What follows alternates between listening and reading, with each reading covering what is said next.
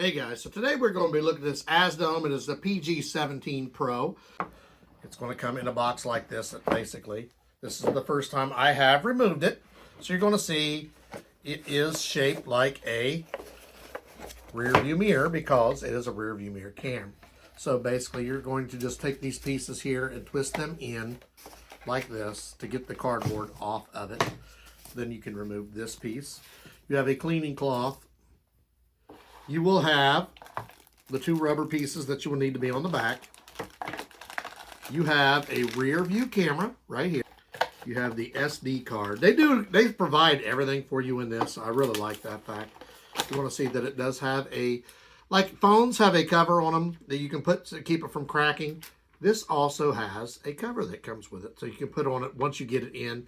Because basically, when you're putting it in, you may get fingerprints on it. You're going to wipe those fingerprints off, then put the clear cover on it to protect it. It comes with the SD card, a removal tool if you need it, several of these, and you're going to need these mostly when you're hanging this, because the way you try to hide these cords, last time we just ran ours down through the middle, we probably will do the same thing, but you're still going to need these on the hatch. If you're using a car with a hatch, we are putting this in an SUV. And then there's two different kind of power sources here. You're going to see there is, this piece is your tracking device if you want to do it. And here is your power. Now, for us on the power, basically I'm going to explain how this works. It is a plug into your lighter and then to C charge cord. So basically you plug this in your lighter, then this will plug into your unit right here. That will provide the power. On my car, I have a built-in piece. So I'm explaining to you how this works because I won't need this on my car. Your power will come from this. Basically, you're going to plug this in to your lighter, plug this into the top of your AZDOME. I won't be using it. I just wanted you to see that it is there. Also, my car is built in GPS, so I will not need this. But if your car does not have GPS, this is your GPS. This is your power. We'll take it out there and show it to you, but basically we're not going to need them. This is your dashboard cam instruction manual. You have the wipes and everything in, but first we want to install the SD card. So basically I'm going to take my SIM card, put it in.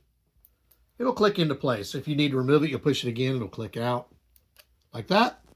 But for us, we're going to need it in. Let's say you have an accident. You need the footage of it. It will be saved to that card. And then you can bring it in and do. You also see that there is a spot for right here. So we'll run it, plug it in here. So we're going to go out and install this. It's for two different size of mirrors. There is not one in a backup. One is either for your size or depending upon your car. So you only get one pair of each. You just basically have to use the right ones. So basically this is the camera that I have right now. First thing we're going to do is we're going to remove this because we will no longer need it. And this is the piece I was telling you about that's built into my car that normally you're going to be using that goes from your cigarette lighter to your camera. Mine won't need that because right here is my C connection. So when I'm doing that part, basically you will not be doing that. You will plug your cigarette lighter to this in right here where I will be plugging this in. Then also we're going to have to determine which size of these that we need. If you look here, there's a skinny set and a big set. So we will I determine right now I'm going to need the small set for my car because the other one is too wide. And if for some reason I need to change them, I can. So the first thing I will do, I'm going to attach this to the top like this into place. You just pull them into place right there. In the hook like this, and you're just basically weaving them in, pulling them in to remove it because there's not a lot of room if you look on my car up here. So what I had to do is remove it, and then I'm just going to plug it in there. That way I can move it as I need to. And you're also going to have to remember that your other cord, which runs to your rear camera right here, is going to need to plug in. So I'm going to go ahead and plug that in now as well, and then run the camera as needed, because once I install this, I don't have a lot of room on the top of my camera. So you're going to see you have screws here in case you want to screw this into the top of your car, which I'm not going to do that. I don't want to put screws in my vehicle. But basically, and the way I'm going to route mine, a lot of people, this has a lot of cord. So basically you can wrap this up under your trim here, in your trim all the way through, but sometimes you have to pop your trim loose. I don't want to do that. So I will just drop mine straight down, run it through the center of the console. And the only thing you're really going to see is come here, and you'll see it in the trunk. But most people will not be seeing inside of my car, so I'm not too worried about that. I'm going to take this, plug it right in here. That's where it's going to go. Then it's going to come down, straight down here, along my trim, and it'll go back through there. That is your preference, how you want to run yours. I'm doing what's most convenient for me, as you probably will as well. So I'm going to go back up, rehang this like I did a while ago. So just bring this. It came off really easy, so it's not hard to do. It's just a matter of getting it in place and getting a hold of it. Right there. Then you just wiggle it and it pops into place. So we have it here. Then the only thing I have to do is bring this around to the side and plug it in like this. There. Now, we have this set up. Now on my car, I'm going to go ahead and turn it on. And this should come on.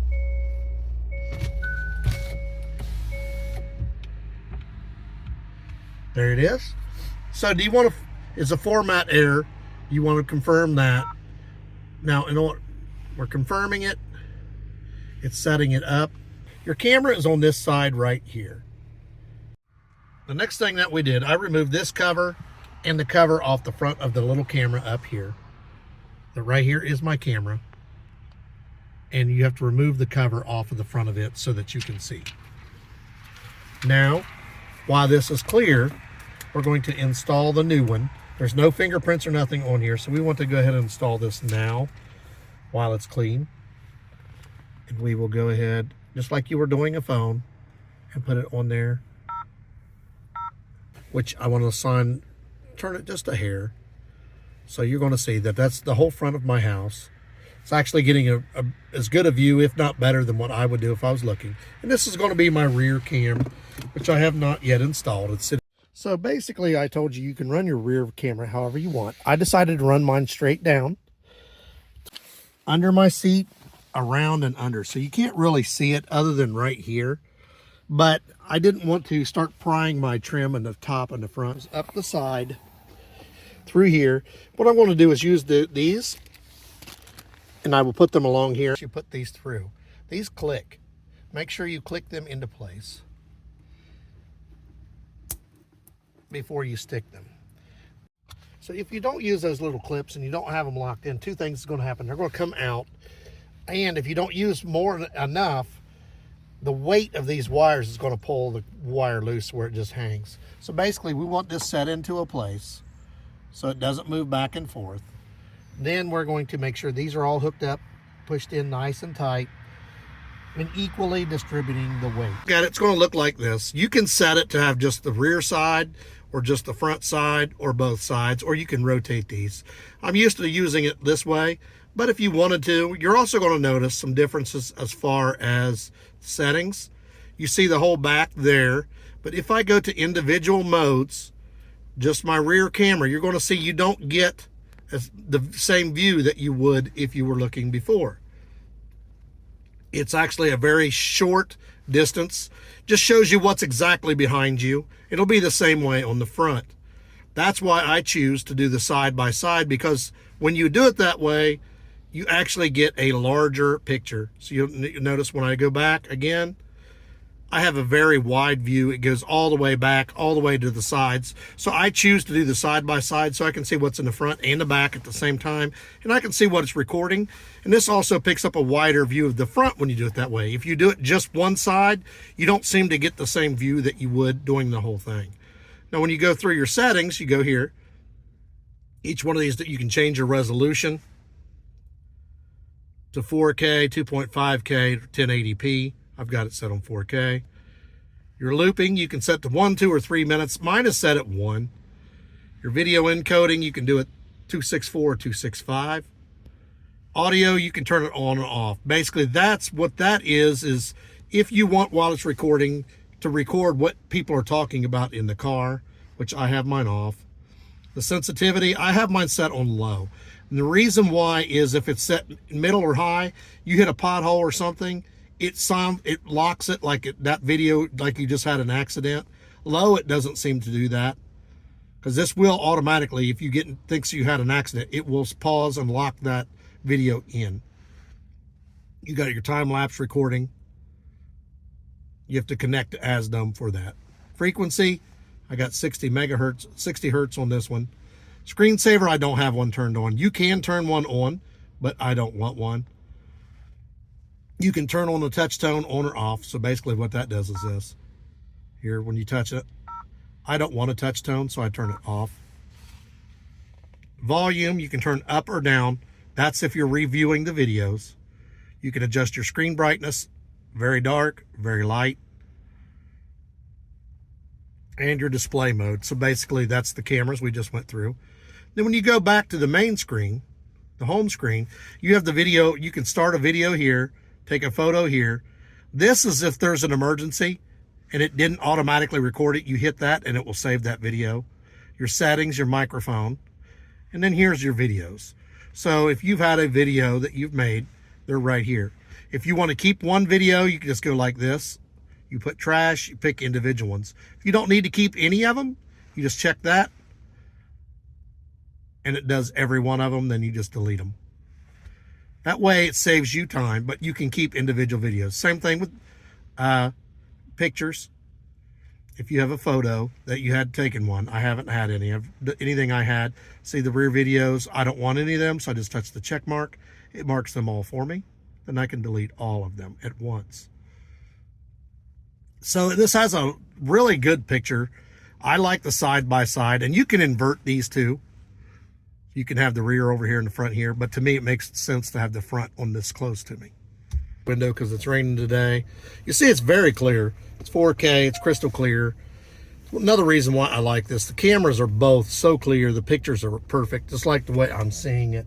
Now one thing you got to remember is if you're looking at the right side, which is your rear view, if you see something coming up on your right, it's actually inverted. That's going to be your left. So if you think someone's on your right side, remember that it's turned backwards.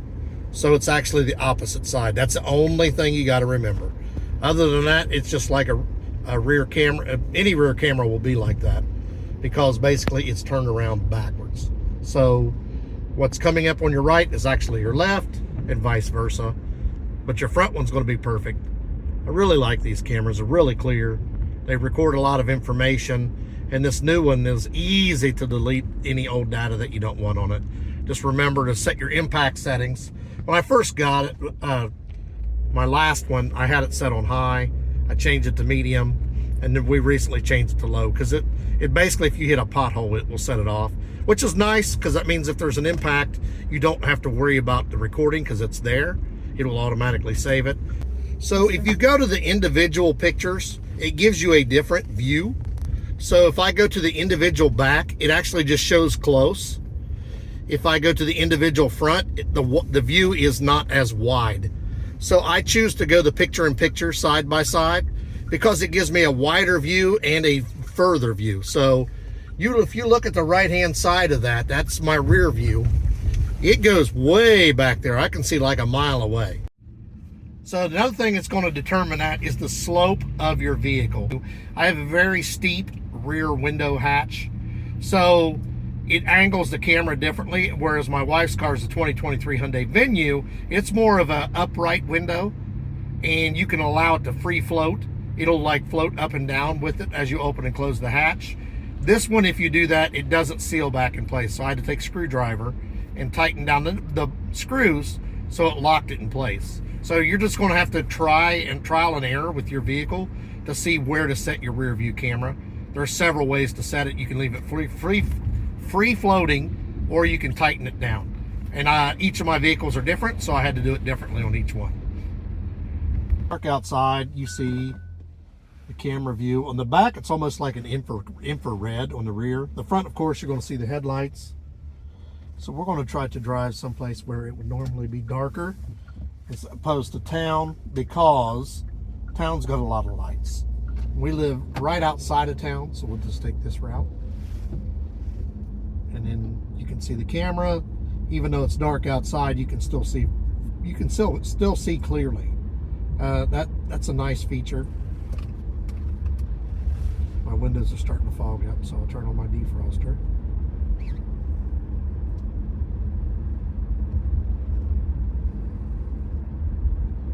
As you see, as we're driving, you can see in the rear camera, it's almost like a night vision. And in the front, of course, my headlights are on. But if you look outside the windows, it's dark. So you got a really good view at nighttime. And if you're out someplace in the country or something like that, and if it's dark, you will be able to see what's going on behind you, no matter how dark it is, because it has that night vision kind of view to it. So that comes in handy.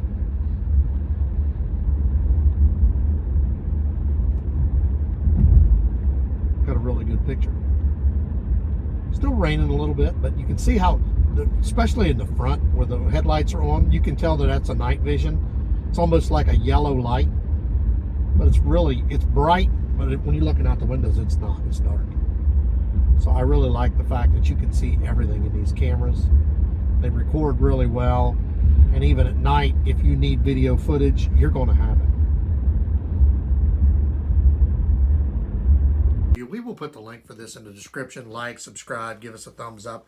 This PG17 Pro, basically, we showed you all the features. It's a really cool side-by-side or front or back camera, whichever you want to use it as. Some of the things we wanted to point out right here. If you look here, you have UHD, 5G, Wi-Fi, ADAS. It'll show you that at the very top of the camera at all times. GPS tracking. Now, it does have that. Our car has it built in. But if you decide to put the GPS tracker on there, you will download the app onto your phone, which it does have a scannable code inside. Touch screen, which we showed you that. Loop recording. Voice control, which we showed you. Touch screen and 24-hour parking monitoring. That will also be with the app. So it's a really cool device. I really like this Pro. Easy to access, easy to delete data. I highly recommend this.